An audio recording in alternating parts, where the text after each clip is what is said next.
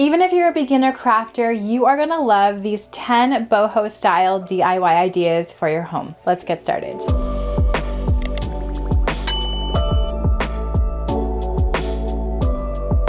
I found this jar in the as is section of IKEA and I thought we could make a beautiful boho styled vase with it. This is a perfect beginner's project. I found some scrapbook paper with a black background, which is going to work really well on top of this black vase, and I'm cutting out a couple of motifs from the paper. I love the boho styled flowers and the butterflies on this, so cutting a few different sizes of motifs so I can create a cute little vase. Now that I have enough of these motifs cut out, I'm taking some matte Mod Podge. I'm applying that with a foam brush onto the vase, and then I'm taking my cutouts and pushing them on top. I find that if you dampen the paper a little bit by applying some more Mod Podge on top, you're able to curve the paper motifs around the vase no problem. So you can add as many of these scrap paper pieces as you want. You can just decorate the front, the whole thing, whatever works for you. I just kind of have about 6 on the front and I think it looks really sweet.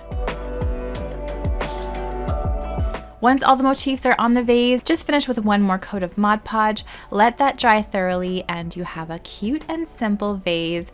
I am styling this in our camper. I love how it looks with some faux roses inside.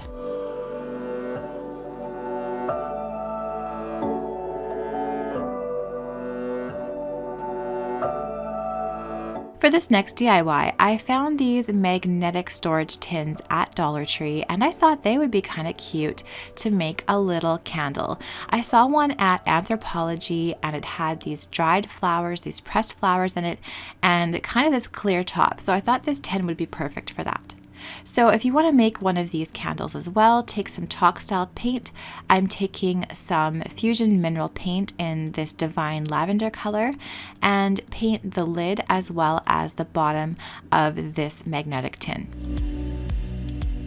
I just painted right over the sticker. You could go ahead and peel that sticker off. However, chalk style paint covers really well. So I just went ahead and painted over absolutely everything.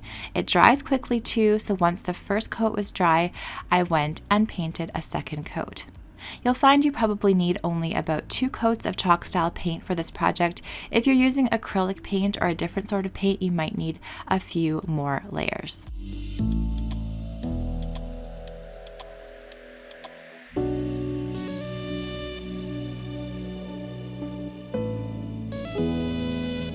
Now you can take an old candle or you can take new wax, it's up to you.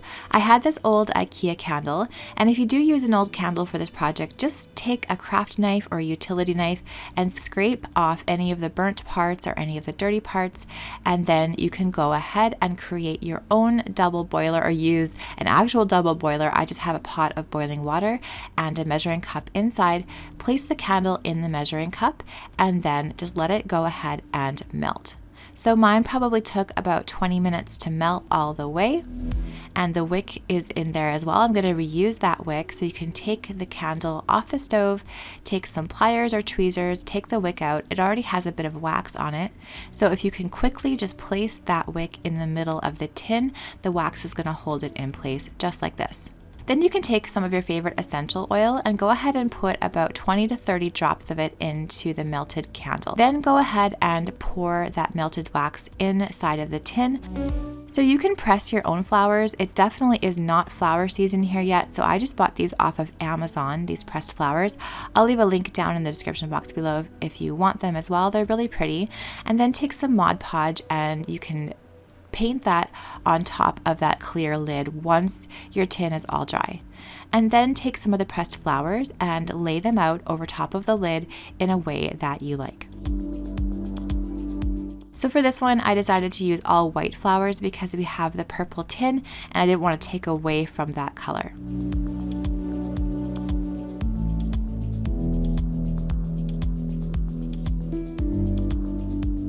Once that's dry, you can take another layer of Mod Podge and you can paint it over top of the dried flowers, and that just kind of seals them in place, and it also makes a nice smooth finish.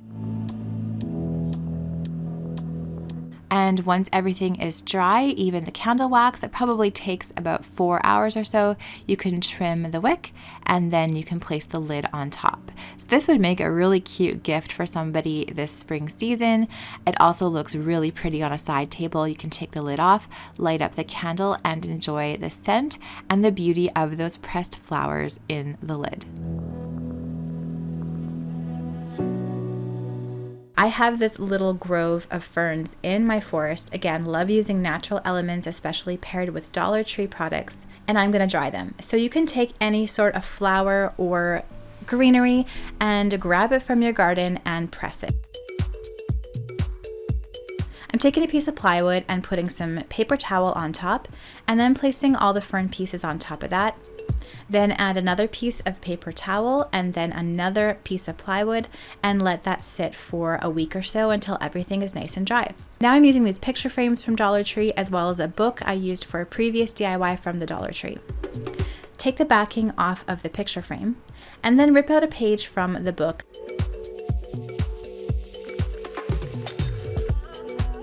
I do find books with slightly yellowed pages look a little bit better for this DIY because it has that really pretty antique look.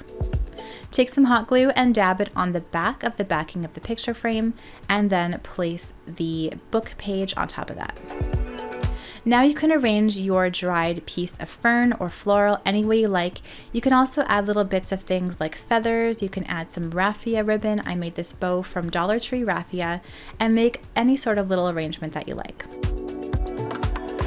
I wanted to make a few of these to make a grouping, so I'm doing one with just a fern and a raffia bow, and then I'm doing a couple more that are a little bit different. You can trim off any excess pieces of fern or flowers that you have at the bottom of your picture frame, pop the backing back into the frame, clip it all in, and you have a really simple piece of art that looks natural. Make a trio and any kind of grouping of these for a gallery wall, and I think they bring in that trendy green color.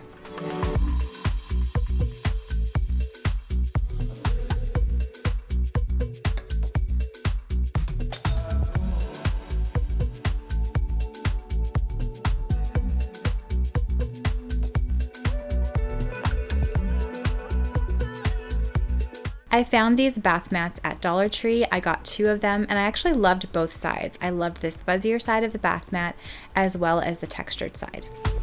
You can also find this yarn at Dollar Tree as well. If you are going to use this yarn for this DIY, you're going to want to double it, and we're going to do some finger crochet. So make a loop like this and then pull a loop through. Then you have another loop and you're going to pull some more yarn through, and you can tighten it as you go. This is called finger crochet. You can also use a crochet hook to do a traditional crochet chain with a hook, but I kind of like using my fingers, and my daughters love doing it too, so this would be a fun project to get your kids involved with. We're going to be making a whole lot of crochet chains. I actually opted to use this cotton macrame cord instead of the Dollar Tree yarn for this project. You can use either one, it's completely up to you, but I will link in the description box below to this macrame cord that I got off of Amazon. First things first, you're going to want to make a crochet chain that's about the width of the bath mat. Now I am using these Gorilla Glue hot glue sticks. They are far better than the regular glue sticks I've used. They hold everything together really well. I know my fellow seamstresses are going to gasp when you see me gluing this DIY all together, but I promise you it stays really well. So once you have your crochet chain the length that you want it, you're going to apply glue to the very center of the bath mat. I'm using the back of the bath mat, but you could also use the front. And then you're going to want to stick the crochet chain on top of the strip of glue. I'll make sure to link to these glue sticks down in the description box below. Like I said, I find them a lot better than traditional glue sticks, especially when you're gluing fabrics, woods, and metals. Now you're just gonna create a whole lot more crochet chains to the width of the bath mat from Dollar Tree. Now you can do whatever design you want for this DIY. I decided to put 6 crochet chains in the middle. I'm putting 2 on the top, 2 on the bottom, and then you'll see I'm going to be adding a zigzag also here.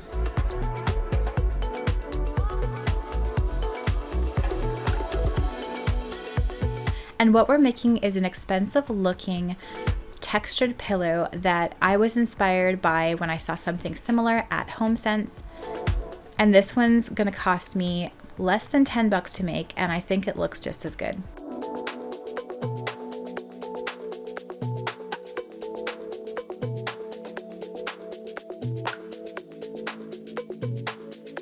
Make sure to leave some strings at the end and the beginning of each crochet chain.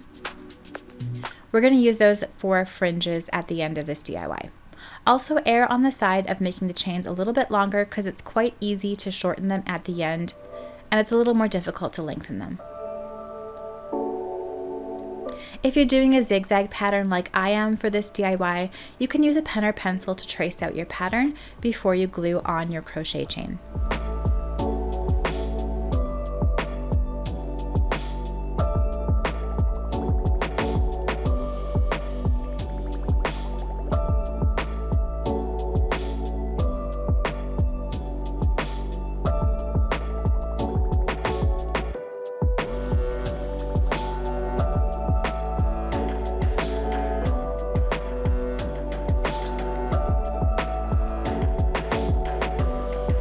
Now here I'm just taking out some of the crochet chain pieces that are a bit too long. You just kind of pull at them gently and then replace the knot. I'm also adding on an extra piece of crochet chain at the top and the bottom of my pillow.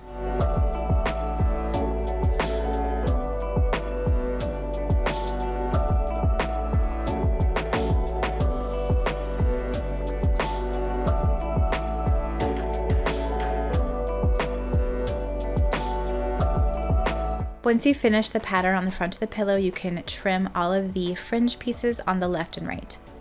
You can also unravel them to give this pillow even more texture.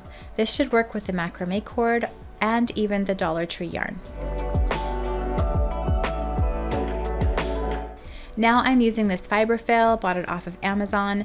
I'm taking the other placemat from Dollar Tree and I'm going to glue these wrong sides together. So just take your glue, make sure you're using really good hot glue like I'm using, put a strip on the top of the back bath mat, and then place the textured one that you made on top. Really press it down well and make sure everything is sticking and drying. Attach the top, the left, and the right, and about an inch on the bottom. You want to leave a pretty generous hole so you can stuff this pillow with the fiberfill.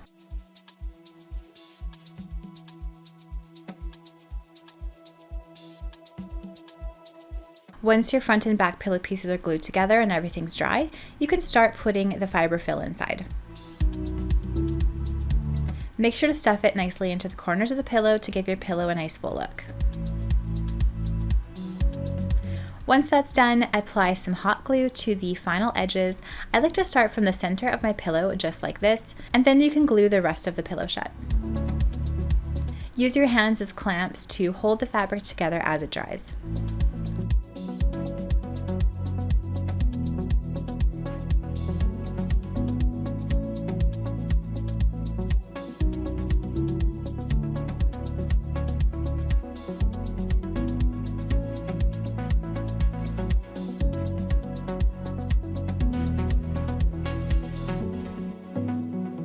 You can hand wash this pillow and lay it flat to dry, or use the gentle setting in your machine washer and lay it flat to dry.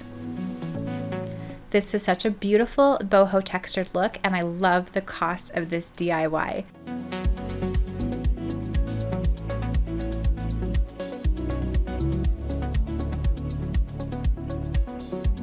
I found this one at Dollar Tree. I loved this aqua color, and then I'm just using this butcher's twine. You can find it in the kitchen section at Dollar Tree. So take some of this twine and tie it around the neck of the vase. You're going to want to leave a tail on the twine that's at least as long as the vase is tall from the neck to the bottom of the vase. So I just used a standard square knot to tie the butcher's twine around the vase, and then I went ahead and trimmed off the bottom pieces so they were as long as the vase is tall. Now we're going to do some macrame. I'm going to just use some very simple knots. So I measured from the neck of the vase again to the bottom. I folded a piece of the butcher's twine in half, and then I added about an inch for the knot and cut that. And you're going to want to cut about 24 of these to go all the way around the vase. You can cut more or less as long as the final number of these strings is divisible by 4, because we're going to do a knot that requires 4 strings. So just make sure that you can divide your total number of strings by 4. So now here's what you're going to do. This is called a lark's head knot, and this is how often macrame strings are attached to their base string. So you fold the string in half just like this. Take the folded part of the string and tuck it behind that base string, and then take the tail of this folded string and pull it through the loop that you created.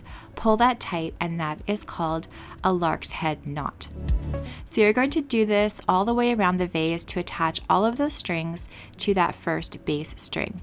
Now you can try to arrange them so that there's a relatively equal distance between each string. However, it's really easy to move them around after you've put them on as well, so don't worry about that too much.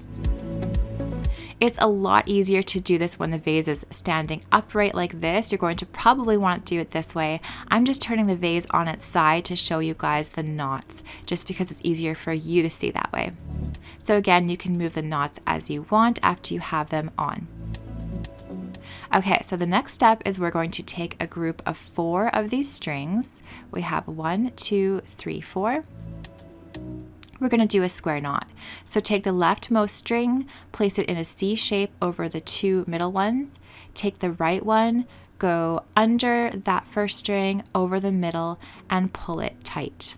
I do have a blog post all about all of the basic macrame knots, so if you want to see written instructions for this, you can click on the link that I'm going to leave down in the description box below.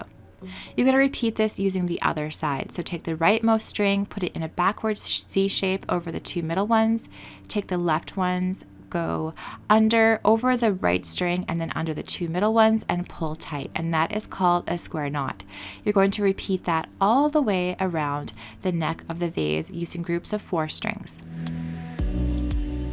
So here it is with the vase upright.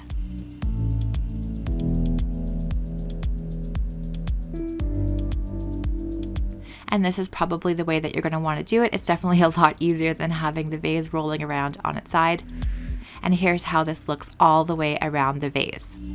So now the next thing you're going to want to do is repeat this square knot, but you're going to take 2 strings from one square knot and 2 strings from the other, and that's going to create a diamond effect. So same thing, we're doing the same exact square knot. Once you do a few of these, they get nice and easy and you can do them a little bit quicker. So you see how this creates this really pretty diamond pattern when you stagger them like this, and then continue on in this way all the way around the vase. So taking 2 from one square knot, 2 strings from the other, and creating a whole new square knot underneath. So I have approximately 1 inch between my knots from top to bottom. You can use a ruler to measure this, or you can just eyeball it like I do. And I think even eyeballing it makes it look pretty nice in the end. Alright, so once you're finished the second layer of square knots to create the diamond pattern, we just have one more thing left to do. So we're doing a similar thing where we're taking 2 strings from one square knot, 2 from the other, and you're just going to create an overhead knot. So you take all of the strings, put them in a loop, pull the tail through to make a knot. And this is going to create a little fringe on the bottom of this boho styled vase collar. So repeat that all the way around until you have all of the strings knotted all around the vase. And once you're finished this step, you can just trim the bottom of all of the tassels, and your little boho vase for spring is all finished. I love how this looks with more of those Dollar Tree stems inside. I did put a few pieces of pampas grass I found on Etsy in there as well. I'll link to those in the bottom, and this turned out so cute for spring.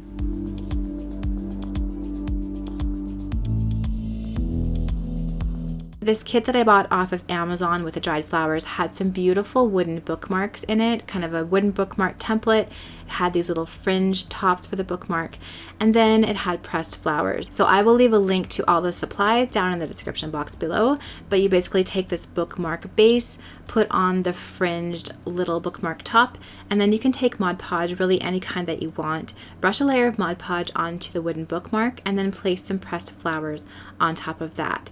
So You can lay them out first, but I just wanted to lay them out after I had the Mod Podge on. If you want to do what I've done here and kind of overlap one of the flowers and pull it around the side, I think that is such a pretty look, how I have the flower kind of half on and half off the bookmark. Add smaller flowers, greenery, larger flowers, and arrange it however you want. Once that's dry, you can take another layer of Mod Podge and a bit of a softer brush and just wipe a nice thin layer of Mod Podge over top of the flowers. You can do 2 coats and let the coats dry in between. That's going to keep your bookmark all sealed up and strong. Alright, I love how this pressed flower DIY turned out, and these bookmarks would be such a beautiful gift or just a beautiful addition to your decor this spring. I loved styling this with some vintage books in my entry.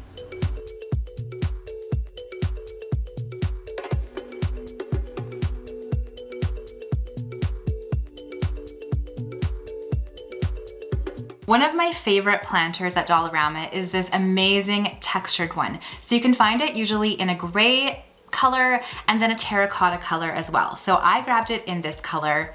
They also have these macrame plant hangers for a great deal, and I grabbed one of those as well.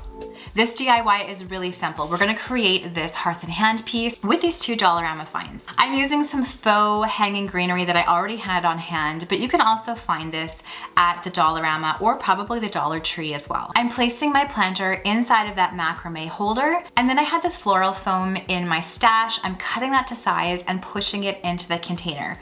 When you use floral foam, just make it slightly larger than the pot that you're putting it in so that it fits in there nice and snugly. Now I am just trimming down these long pieces of faux greenery and bending them and pushing them inside of the pot. For this one, I kind of want to rearrange those hanging greenery, make sure they stick out all over the different sides of the pot, in between the strings of the hanger to make everything look a little more realistic.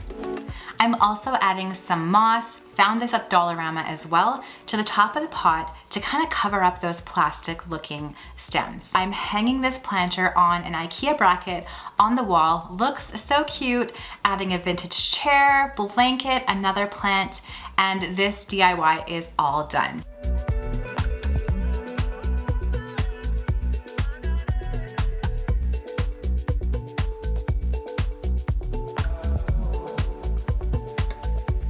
I found this $4 tablecloth at Dollarama, and it actually does have a really pretty silky texture, plus the pattern I thought was so perfect. I'm using a pillow insert I have on hand that's about 8 inches tall by 16 inches wide. You can find these for around $6 at IKEA, and then I'm cutting out a rectangle from my tablecloth from Dollarama that's about 1 inch wider and 1 inch taller than my pillow form. I'm using the worst, most dullest scissors in the world. If you have better scissors than me, this is gonna go a lot faster. After I cut out my front piece, I'm gonna cut out 2 back pieces because I'm creating an envelope style pillow. So essentially you want the back pieces to be about half the width of the front piece plus about 2 inches because you do want them to overlap. I'm just making sure to line up the finished edge of my tablecloth with the inside little edges of my pillow.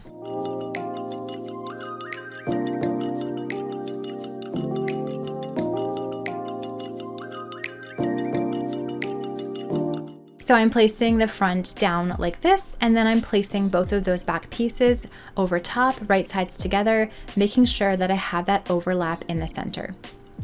I'm pinning everything in place, and then I'm going to take this to my sewing machine, sew around the entire perimeter of this pillow with a 1/2 inch seam allowance. If you don't want to use a sewing machine, you could also use fabric glue for this as well, just making sure that you have about a 1/2 inch selvage all the way around, or you could even use some hot glue made for fabric. Now I'm clipping all the corners so I don't have lots of bulk there and turning my pillow cover right side out. This is a really easy way to make a pillow cover that doesn't require any sort of snaps or zippers, and this is a style that you have been asking me to do for quite some time. Now I'm just taking my Cricut Easy Press, because that's what I have, and ironing everything and placing my pillow insert inside. This was such an easy DIY and I love this fabric. I'm definitely going to use the rest of the tablecloth for other DIYs and I think it would look great from summer right into fall. You could also make something that would be even more beautiful with an actual vintage scarf from the thrift store.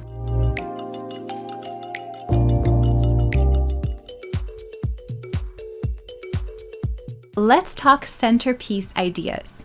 A centerpiece can really pull a party together and make it look really special. One of my favorites is using a container, adding some water, and then adding a floating candle or two inside. I'm now adding some garden roses to float alongside my candle in the container, but you can add grocery store flowers or petals instead. I love how this turns out and it is so easy to make. Now you can find these at expensive stores for a couple $100s, but we're gonna make one for about $30 Canadian. I had this grapevine wreath base on hand, and I found this bundle of dried florals on the left from HomeSense, and Lux Bee Pampas Grass gave me the ones on the right. You're going to want to create bundles for this wreath. So I'm grabbing a variety of different dried flowers for this and creating about a 6 to 8 inch long bundle. Make sure you stagger the lengths of each of the dried flowers or foliage in the bundle and kind of gather them like this. Once you have a bundle that you love, take some floral wire and wrap it around the bundle as well as the wreath form and twist it really tightly to make sure everything stays in place. You can wrap the loose ends of the wire around the wreath just like this. Now go ahead and create more bundles. You can kind of make them a little bit different each time, but just make sure again to add a variety of different dried florals, stagger the lengths, and make them really interesting. For this one, I'm adding these beautiful little dried star flowers and some more of the same colors that I've used before. Then just repeat like you did with the first bundle, gather everything up and attach it to the wreath form base. You're going to want to stagger it slightly over the previous bundle, a few inches, so you don't see the stems and the wires from the previous bundle. Then grab your floral wire, wrap it around the bundle and the wreath form and twist it tightly.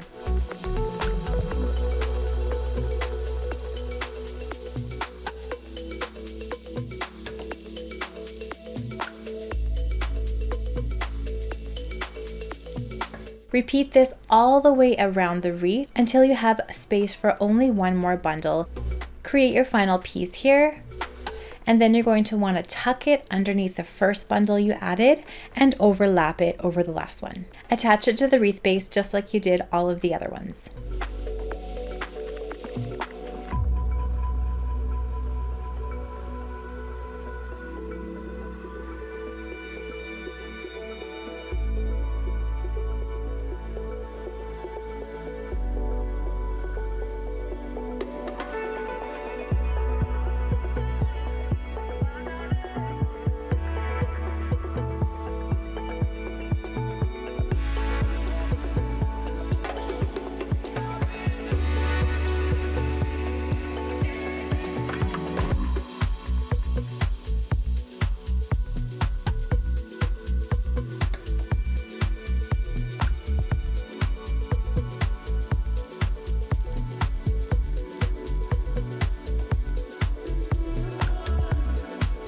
If you notice that you have any holes in your design, you can take any leftover dried flowers and place them in any of the holes.